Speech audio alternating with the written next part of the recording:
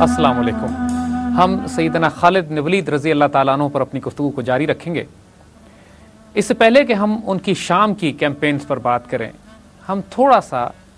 उस माहौल और उन वाक़यात पे बात करना चाहते हैं जिसमें आलमी सतह पर ये कैंपेन्स या सैयदना खालिद बिन वलीद रज़ी अल्लाह ताला अन्हु की फतूहात अमल पजीर हो रही थी।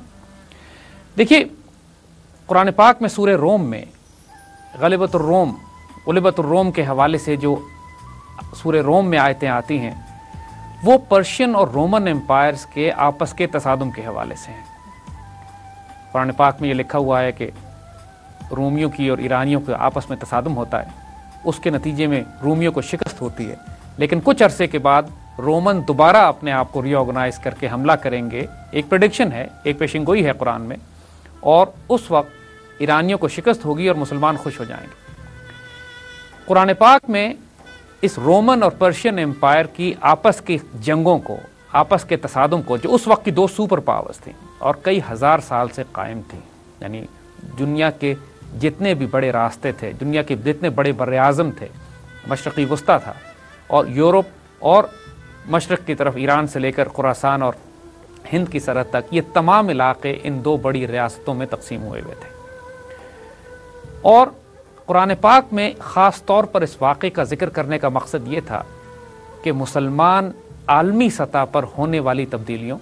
जियो स्ट्रैटेजी और जियो पॉलिटिक्स और global super power confrontation scenario, यानी जो दो आलमी ताकतें आपस में तसादुम करती हैं तो उसके नतीजे में क्या हालात और वाक़यात जन्म लेते हैं, मुसलमानों के ईमान और दीन का हिस्सा बना दिया गया कुरान में जिक्र करके कि मुसलमान इसको मॉनिटर करें। दूसरी तरफ हुजूर सल्लल्लाहु अलैहि वसल्लम ने भी बिशारतें अता फरमा दी थीं। ईरान के खुसरो परवेज़ ने, ईरान के बादशाह ने जब हुजूर सल्लल्लाहु अलैहि वसल्लम का नाम मुबारक हुजूर का ख़त फाड़ के फेंका तो उस वक्त फरमा दिया गया था कि चंद अरसों में, कुछ अरसे में इसकी रियासत भी टुकड़े टुकड़े हो जाएगी। फिर हज़रत सराका जब हिजरत के रास्ते पे हुजूर सल्लल्लाहु अलैहि वसल्लम और सैयदना अबू बकर सिद्दीक़ के पीछे आए तो उस वक्त हुजूर ने हज़रत सराका को बिशारत दी कि कसरा के कंगन तुम्हारे हाथों में देखे जाएंगे और तुम्हारा उस वक्त क्या हाल होगा जो तुम कसरा के कंगन अपने हाथों में पहनोगे। ये बिशारत भी बिल्कुल वाज़ेह थी। फिर कुस्तुनतुनिया की हदीस जिसमें कुस्तुनतुनिया के फतह होने की बिशारत आपने दी, और इस तरह के बहुत सारे ऐसे वाक़यात और हालात थे कि मुसलमानों को ईमान की हद तक यकीन था कि कुछ अरसे में मुसलमान पर्शियन और रोमन एम्पायर से टकराएंगे भी और इंशाअल्लाह उनको मग़लूब भी कर लेंगे। सैयदना अबू बकर सिद्दीक़ के दौर में पहली मरतबा, यानी पहले फितना इर्तिदाद को जब खात्मा किया गया, जो मुर्तिद हो गए थे लोग और ज़कात देने से जिन्होंने इनकार किया था, उनकी सरकोबी के बाद जज़ीरा नुमा अरब में इस्लाम मुकम्मल तौर पर गालिब हो चुका था। मगर इस वक्त तक मुसलमानों ने कोई मिलिट्री एक्सपीडिशन या कैंपेन अरब से निकल के जज़ीरा नुमा अरब से बाहर जाके पर्शियन और रोमन एम्पायर के खिलाफ नहीं की थी, और इसके लिए गैर मामूली फिरासत, गैर मामूली तदब्बुर और गैर मामूली जुर्रत की ज़रूरत थी। और जाहिर है फिर इस काम के लिए अगर एक एक्सपीडिशन भेजना था एक गैर मुल्क में, एक ऐसी एम्पायर के सामने जो कई हज़ार साल से खड़ी हुई थी ईरानियों के मुकाबले में, तो उसके लिए सैयदना खालिद से बेहतर इंतखाब कोई नहीं हो सकता था। उन्हीं को इंतखाब किया गया। अब एक बात यहाँ जहन में रखने की ज़रूरत है। देखिए, ये एक जंगी कानून का बुनियादी पहलू है कि जब आप एक मुल्क किसी दूसरे मुल्क पर हमला करने जाता है, एक तारुज़ करता है, एक एग्रेसिव पॉलिसी होती है, एक इन्वेजन होती है, तो कम से कम जो फोर्स रेशो है वो 5:1 या 3:1 होना चाहिए कि कम से कम आपकी फ़ौजें 5 गुना ज़्यादा हैं दुश्मन की फ़ौजों से या 3 गुना ज़्यादा हैं दुश्मन की फ़ौजों से, ताकि उसके दिफा को रोनने के बाद आपके पास इतना रिजर्व हो कि आप उस मुल्क पर कब्जा कर सकें। दुनिया की तमाम फ़ौजें इसी कानून पर अमल करती हैं कि उनके मुताबिक जब तक कि स्ट्रेटेजिक रिजर्व आपका बहुत ज़्यादा ना हो, आप एटलीस्ट 5:1 ओवरवेलमिंग रेशो से ताकत आपके पास ना हो, आप दूसरे मुल्क पर हमला नहीं करते।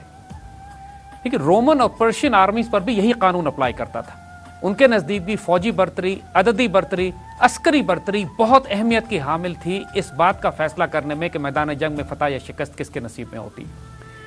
उनके तमाम जनरल्स, वो तमाम उनकी फौजी हिकमत अमली बुनियाद इसी बात पर करती थी कि अददी बर्तरी किसके पास है, फौजी हथियार, फौजी साजो सामान और हथियार किसके पास है, रोमन और पर्शियन दोनों। दूसरी बात यह कि जिस तरह कुरान पाक में जिक्र किया गया था कि रोमन और पर्शियन एम्पायर्स आपस में लड़ लड़कर इस कदर एक दूसरे को तबाह बर्बाद कर चुकी थी कि दोनों एम्पायर शदीद मार खा चुके थे आपस में एक दूसरे के हाथों। पिछले कई बरस से उनके आपस की खुरेज जंगें चल रही थी।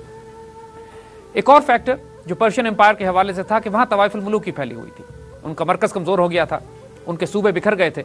اور اس بات کے باوجود کہ پرشین آرمی ایک بہت بڑی فورس کے طور پر وہاں پھر بھی موجود تھی، لیکن ان کے مرکز کمزور ہونے کی وجہ سے جو ڈیسیژن میکنگ تھی، جو ایک مضبوط ایک امپائر کو اکٹھا رکھنے کی جو صلاحیت تھی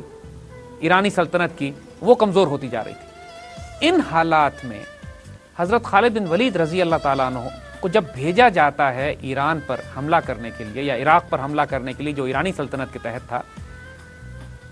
وہ جو کچھ کرتے ہیں اس کے بعد، اس سے پہلے حربی تاریخ میں، جنگی تاریخ میں وہ چیز اس سے پہلے کبھی نہیں کی گئی۔ انہوں نے تمام جنگی قوانین نئے لکھ دیے، یعنی آج تک 1400 سال گزرنے کے بعد دنیا حضرت خالد بن ولید کی جنگوں سے سبق سیکھتی ہے، نئے لاز لکھے گئے، نئے ڈاکٹرن لکھے گئے اس کے بعد، اور مسلمانوں نے شاید سیدنا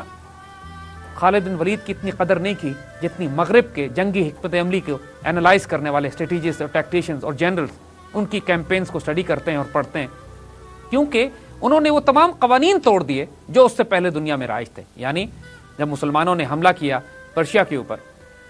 پرشین امپائر پہ، عراق ان کا پروونس تھا، تو جو بھی فوج ان کے مقابلے پر آتی تھی وہ کم از کم 5 گنا بڑی ہوتی تھی۔ یعنی یہ بات کہ عددی برتری اتنی ہونی چاہیے کہ حملہ آور فوج 5 گنا زیادہ ہو، جس فوج پر حملہ کیا جا رہا تھا وہ 5 گنا زیادہ ہوتی تھی۔ اس کے بعد کہاں یہ حال کہ عسکری وسائل اور سامان اور ہتھیار، ان کا آپس میں ریلیشن شپ، مسلمانوں کا حال یہ تھا کہ ان میں کوئی ریگولر آرمی نہیں تھی، وہ ایک بہت ہی غیر معمولی فوج تھی کہ جس میں نہ کوئی افسر ہوتے تھے نہ کوئی جوان ہوتے تھے، جس کو چاہتے تھے افسر لگا دیتے تھے، جب چاہتے تھے افسر معزول ہو کے سپاہیوں کی صف میں آ جایا کرتا تھا۔ یہ تمام جہاد کے جذبے سے سرشار والنٹیئر آرمی تھی، جس کو نہ تنخواہیں ملتی تھی، جس کے پاس نہ جنگی ساز و سامان تھا نہ وسائل تھے، جس کو گھوڑے مل گئے وہ گھوڑے پہ سوار ہو گیا، جس کو اونٹ ملے وہ اونٹ پہ بیٹھ گیا، اور اس کی وجہ سے یہ ایک لائٹ کیولری بنتی تھی۔ یہ بہت ان کے پاس سوائے آرچری کے، یعنی تیر اندازی کے سامان کے اور تلواروں کے اور نیزوں کے، اور کوئی جنگی ساز و سامان ہوتا ہی نہیں تھا،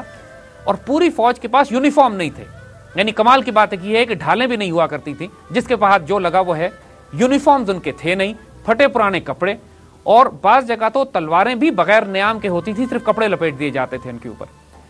آپ صرف یہ اندازہ کیجئے کہ یہ وہ فوج ہے کہ جو سیدنا خالد بن ولید اپنی قیادت میں جزیرہ نما عرب سے نکال کر پرشین امپائر کو چیلنج کرنے کے لیے لے کر جا رہے ہیں۔ اور پھر اس سے اگلی بات ہم آپ کو بتائیں، یہیں پہ بات کافی نہیں ہے، پھر جو جنگیں ہوا کرتی تھیں، یعنی جو تمام عراقی کیمپینز کی جنگیں ہیں، چاہے جنگ ذات سلاسل ہے یا اس کے بعد ہونے والی جتنی بھی، اس میں جو کیجولٹی ریشو تھا وہ اتنا غیر معمولی ہوا کرتا تھا کہ عقلیں دنگ رہ جاتی ہیں۔ یعنی ایک طرف پوری پرشین آرمی ہے، ایک طرف یہ ریگ ٹیگ پھٹے پرانے کپڑوں میں ایک والنٹیئر ملیشیا آرمی ہے جو جذبہ جہاد سے صرف سرشار ہو کے جاتی ہے اور تمام جنگی قوانین توڑ رہی ہے یہ، کیونکہ نہ اس کے پاس وسائل ہے نہ عددی برتری ہے، اور یہ ایک ایسی جگہ پہ جا کر جنگ کرنے کی کوشش کر رہے ہیں جہاں پہ ان کی سپلائی لائن بھی بہت زیادہ ایکسٹینڈ ہو جاتی ہے، یعنی ایکسٹیریئر لائنز پر آپ آپریٹ کر رہے ہیں، دشمن ہوم گراؤنڈ پہ کام کر رہا ہے، لہٰذا تمام جنگی قوانین تو یہاں ٹوٹ چکے ہیں۔ اس کے بعد جب جنگ ہوتی ہے تو نتیجہ کیا ہوتا ہے؟ یعنی جنگوں میں حال یہ ہوتا ہے کہ جب پرشینز کے ساتھ جنگ ہوتی ہے تو ایک جنگ میں 50,000 مارے جاتے ہیں اور مسلمان 400 شہید ہوتے ہیں۔